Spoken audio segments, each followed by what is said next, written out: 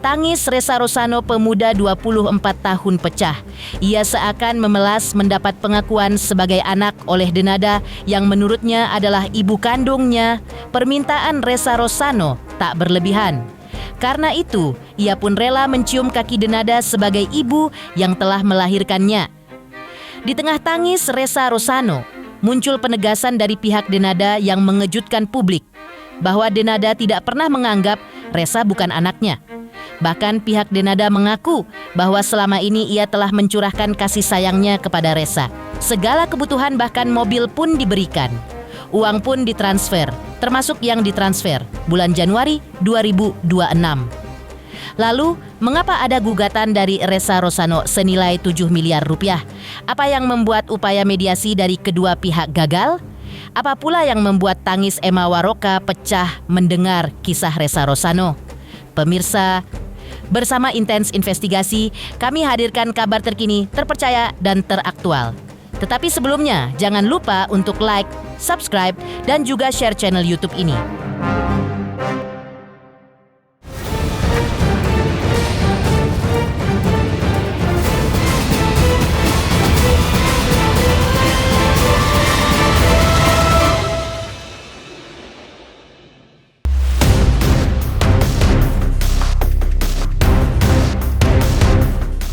Prahara pemuda bernama Ressa Rosano yang menuntut pengakuan sebagai anak dari artis Denada kini semakin heboh. Pihak Denada melalui kuasa hukumnya kini akhirnya buka suara. Ia menyebutkan bahwa kliennya Denada tidak pernah menganggap Ressa Rosano itu bukan sebagai anaknya. Karena itu pula lah maka pihak Denada mengaku bingung. Ketika tiba-tiba dilayangkan gugatan dari pihak Ressa Rosano senilai 7 miliar rupiah kompensasi terkait dugaan penelantaran anak selama ini. Pasalnya, menurut pihak Denada, selama ini Ressa dibiayai hidupnya oleh Denada, diberikan fasilitas mobil, dan difasilitasi semuanya. Itu merupakan bentuk kasih sayang Denada kepada Ressa. Bahkan bukti transfer uang dari Denada kepada Rosano untuk bulan Januari saja pihak Denada masih memegang buktinya. Tidak hanya itu, diakui pula oleh pihak Denada bahwa komunikasi antara Ressa Rosano dan Denada ibunya pun selama ini diklaim pihak Denada berjalan lancar karena keduanya memiliki nomor telepon masing-masing. Begini pernyataan pihak kuasa hukum Denada. Ini kita pertegas tadi terkait masalah permasalahan yang sudah distatementkan sama pihak penggugat. Jadi gini, pihak Denada ini tidak menganggap Ressa itu tidak sebagai anak itu, tidak pernah. Karena semua juga dipenuhi, sekolah juga dipenuhi, sudah semua. Intinya tidak ada masalah apa-apa sebetulnya dari pihak Denada. Pertama, Denada itu tidak menganggap Ressa itu sebagai anak, garis bawahi itu. Yang kedua, kasih sayang tetap dicurahkan, biaya-biaya tetap dipenuhi, tidak kurang-kurang. Saya itu punya bukti transfernya kemarin ini Januari tetap dikirimi ya. Yang jelas, dia Mbak Denadanya sendiri sama Ressa itu saling komunikasi langsung kok. Ada nomornya, saling memiliki nomor masing-masing.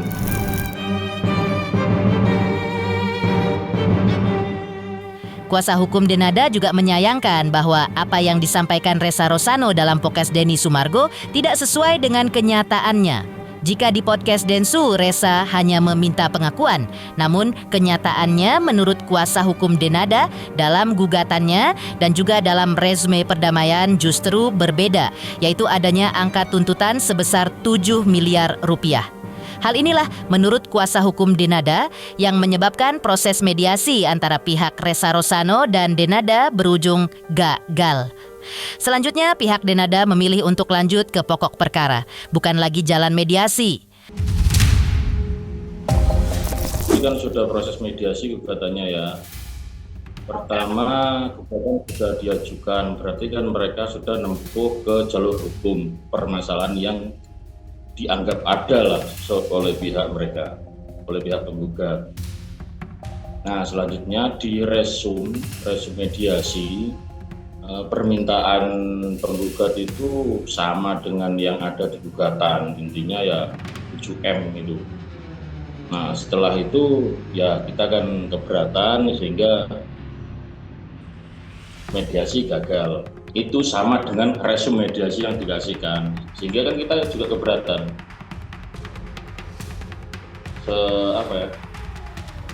Serasa memberatkan pihak Bu Denada, ya sudah, mediasi gagal, sehingga lanjut ke pokok perkara. Dan namun kan tidak menutup kemungkinan nanti apabila di tengah perjalanan itu ada perdamaian, ya tetap kita upayakan. Sebenarnya Resa ini hanya pengen diakui dan pengen bersimpu di kaki Denada. Dia tidak pengen uangnya segala macam dan lain-lain. Dari pihaknya Denada atau dari hukumnya seperti apa? Tadi Di tak sebutkan kan? Tidak. Ya tadi kan tak sebutkan, di gugatan sama resum itu sama permintaannya itu.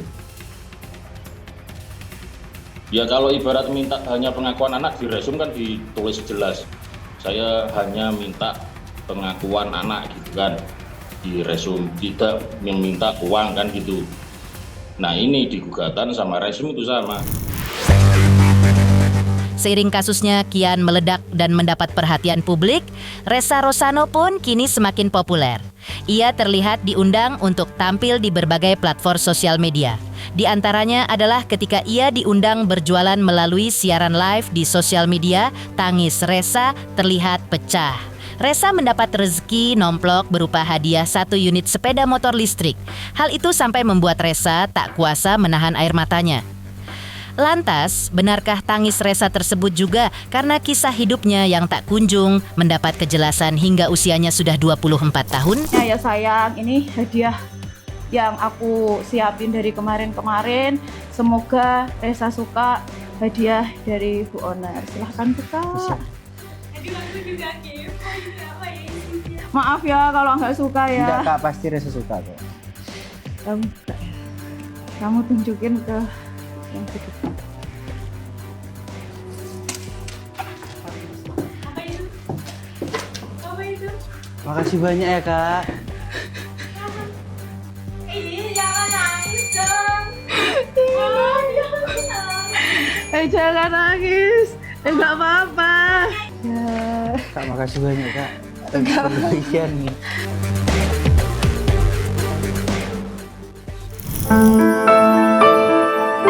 Tak hanya itu, ternyata kisah hidup Ressa Rosano juga mengundang air mata miris dari artis Emma Waroka. Ya, Emma Waroka yang mengaku bahwa awalnya ia menduga kemunculan Ressa Rosano hanya gimmick, sempat tak dianggapnya serius. Namun, setelah Ressa tampil di sosial media dengan didampingi saksi dari pihak keluarga dan kuasa hukum, baru Emma Waroka menyadari pengakuan Ressa sebagai sesuatu yang serius. Emma Waroka pun berharap kepada Denada agar menyelesaikan masalah ini secara kekeluargaan agar tidak berlarut-larut.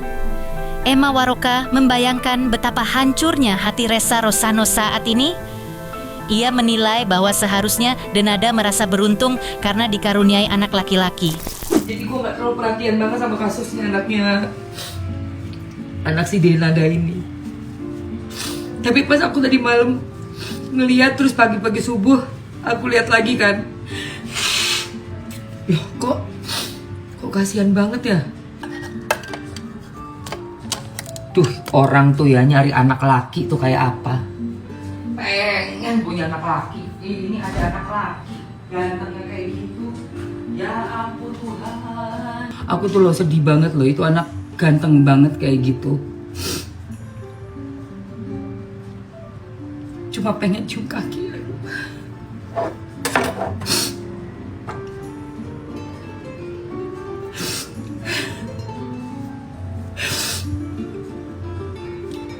Aduh, masih nangis lagi. Waktu pertama kali muncul tuh aku pikir, ini mah bohong kali, gimmick gitu loh guys. Jadi gue gak terlalu perhatian banget sama kasusnya anak si Denada ini. Tapi pas aku tadi malam ngeliat, terus pagi-pagi subuh aku lihat lagi kan, loh kok kasihan banget ya. Terus ada saksi-saksinya juga, keluarga sendiri gitu kan, ibunya tuh, si tantenya Dena kan, sama si ada yang dari iparnya juga, yang juga ternyata itu ada kuasa hukum ya, jadi dia ngerti banget hukum. Hati-hati loh Dena, kalau nggak diselesaikan secara kekeluargaan, menurut saya, menurut Mamski, selesaikan secara kekeluargaan, biar nggak berlarut-larut, bener banget. Dan kasihlah anak itu pengakuan, berhak loh dia, darah daging loh, hati-hati, berhak loh dia.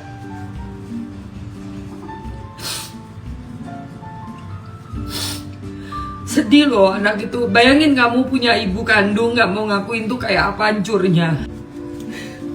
Masih beruntung loh dikasih anak laki.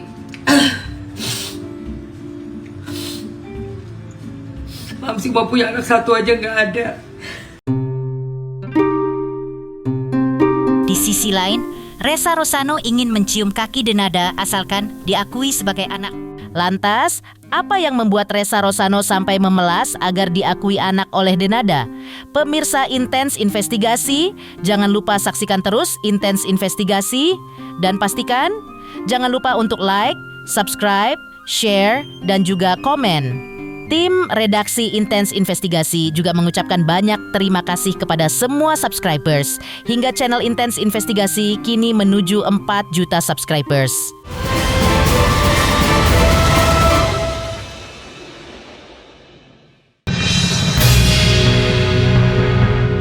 Ressa sebelumnya ditemani oleh Ibu Ratih, ibu yang mengasuh dan mengurusnya sejak kecil, sempat angkat bicara kepada awak media. Ressa mengaku hatinya hancur dan sangat malu ketika dirinya menjadi pembicaraan banyak orang soal statusnya. Ressa pun mempertanyakan alasan Denada tidak mengakui dirinya. Ressa menyebut hanya ingin pengakuan dan haknya sebagai anak dari Denada. Sebagai anak, Ressa tetap menganggap Denada sebagai ibu kandung yang melahirkan dirinya. Karena itu, Ressa bahkan ingin mencium kaki Denada selaku ibu yang melahirkan dirinya.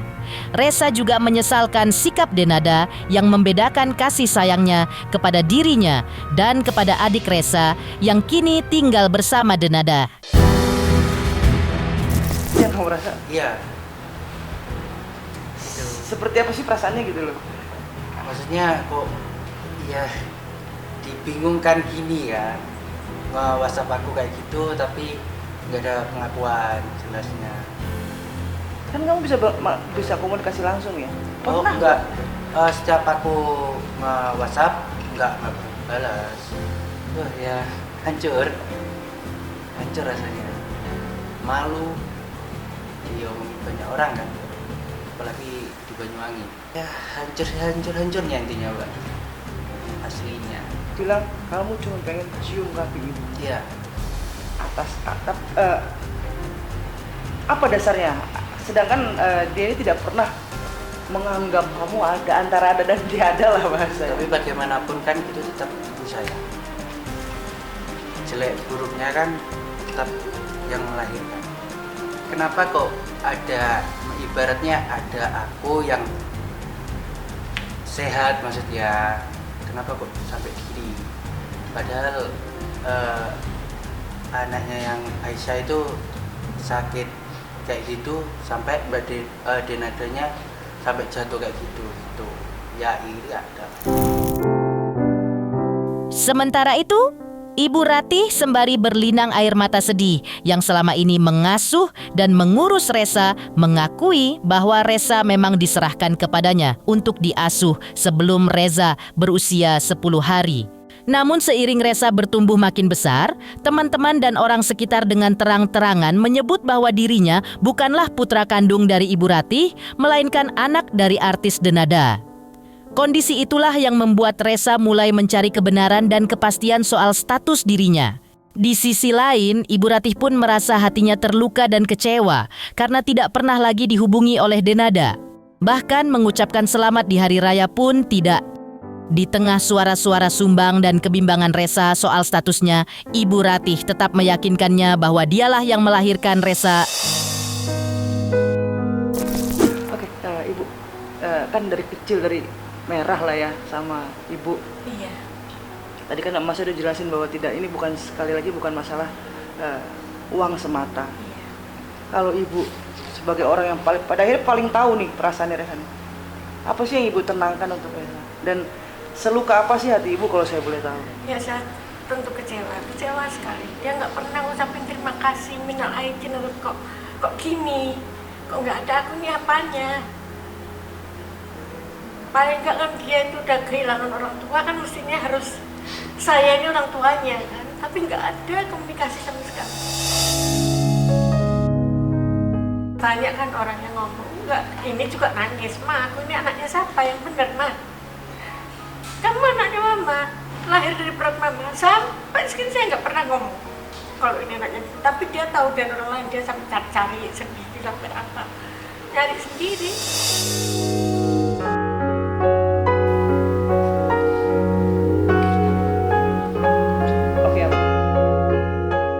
Di sisi lain, mantan asisten rumah tangga Denada menjawab soal Denada dituding besarkan Resa di Australia. Lantas, seperti apa jawaban asisten rumah tangga Denada terkait tudingan tersebut? Pemirsa Intens Investigasi, jangan lupa saksikan terus Intens Investigasi. Dan pastikan jangan lupa untuk like, subscribe, share, dan juga komen.